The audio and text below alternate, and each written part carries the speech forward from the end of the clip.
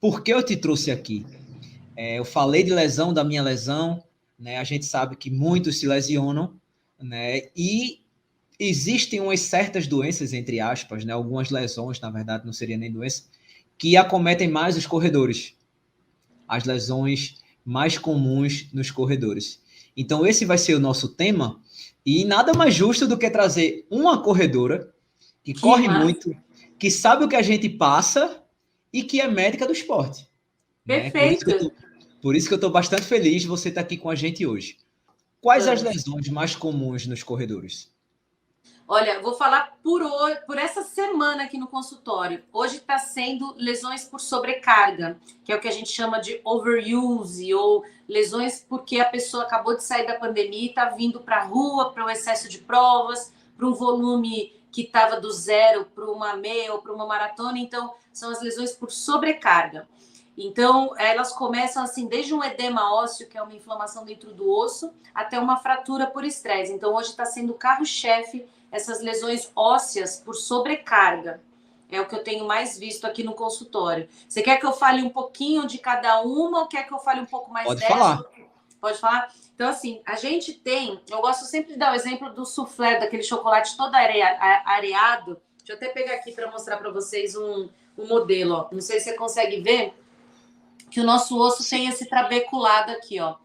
Esse trabeculado eu lembro que parece o chocolate, que ele é todo cheio de pequenas trabéculas ósseas. E aí, quando a gente bate, né, no chão o nosso pé, ele tem que absorver energia e depois jogar de volta. Só que algumas pessoas que não estão preparadas fisicamente, seja a gente com sobrepeso, ou a fraqueza muscular, ou problemas metabólicos, nutricionais, que também acontece muito, começa a inflamar dentro do osso. Então é como se você pegasse o chocolate, colocasse no leite e entrasse o leite no osso. E isso chama edema ósseo, inflamação óssea. E é raríssimo acontecer a chegar ao ponto de começar a quebrar essas trabéculas aqui, ó, que são essas bolhas que ficam dentro do chocolate. E essas quebras microscópicas é o que a gente chama de fratura por estresse. A pessoa quebra o osso de tanto que sobrecarrega a articulação. E tem vindo muita gente com isso, acredita? Geralmente a gente escuta falar bastante, né, de fratura por estresse, né, envolve várias dessas coisas, como você comentou, só que eu acredito, me corrija se eu estiver errado, que a maioria seja no pessoal que está começando, pelo fato de, naquela empolgação, a gente faz um pouco mais do que devia, não respeita muito o corpo no começo, depois é que a gente começa a se conhecer e se limitar assim um pouco mais, ó, não, tipo, no começo deixar eu quero correr todo dia, hoje a gente sabe que não é bem assim, ó, tem gente que corre todo dia, massa, não tem nada massa, mas descanso também é treino, né, então Perfeito. existe o descanso, né, eu conheço vários amigos que já tiveram lesão por estresse, né, como eu conheço vários amigos que já tiveram problema na banda iliotibial, como eu já tive, panturrilha, canelite, que eu acredito que seja uma das mais comuns, né, Ana? É muito comum. A canelite, ela é uma lesão precursora da fratura por estresse. O que acontece? A gente tem nas pernas o que a gente chama de uma pelinha, que chama periósteo. E ela cobre. Eu não sei se vocês já viram que no osso da galinha tem aquela pelezinha, né? Em Sim, alguns ossos. sim. Exatamente essa pele é onde se insere o tendão que pega lá do músculo e vai lá para a perna. E aí o que acontece? Quando a gente começa a correr muito, a gente sobrecarrega a inserção desse tendão na pele do osso. Então, quando a gente busca na internet o termo médico, é periostite, que é o periósteo inflamado. Peri é ao redor do osso. Então, a primeira região onde inflama é ali. Depois que vai para dentro do osso, que é o edema ósseo, e depois chega a fratura por estresse. Mas todo mundo começa com a tal da canelite, quando a canela está inflamada, que nada mais é que uma inflamação do osso ao redor. Quando essa inflamação vai para dentro do osso, é o que eu expliquei agora, que é o edema ósseo, e quando o osso quebra, é a fratura por estresse. Então, o primeiro sinal de dor na perna, se você insistir, não mudar, seja a pisada, seja a questão de força, a intensidade, a parte nutricional, ele vai evoluir, se você se descuidar, obviamente, por uma fratura por estresse. Então, é o primeiro sinal que a gente tem que entender que tem alguma coisa de errado. A maioria para, né? Você teve canelite no começo? Eu tive no começo. Tive. E não parei, tu acredita? É?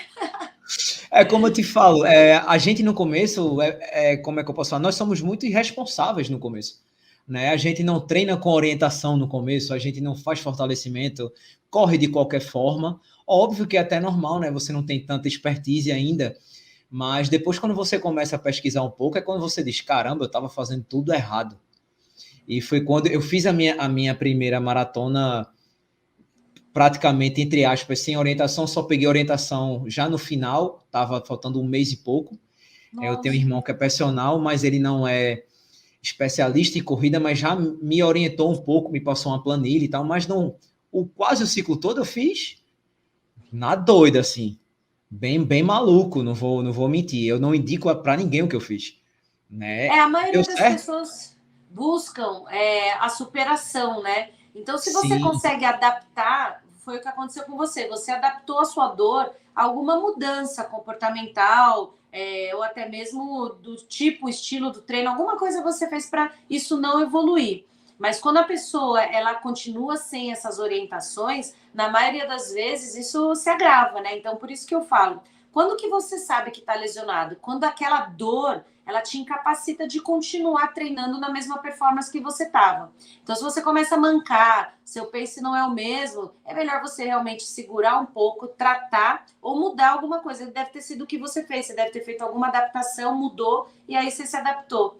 E tem uma coisa que é muito importante também, que é o limiar de dor. Tem gente que tem uma capacidade muito boa de suportar a dor, né? Então, realmente, ela se adapta e manda ver.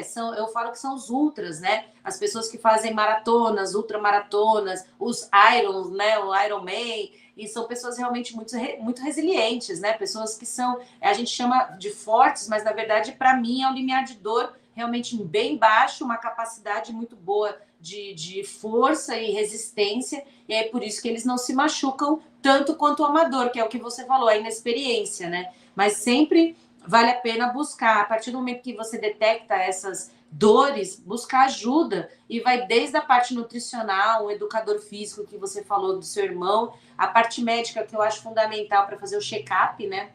Não precisa nem dizer que a gente tem morte súbita na corrida, teve lá no Rio de Janeiro, e a gente tem que ficar de olho, porque realmente é a exceção, mas que pode acontecer com qualquer um.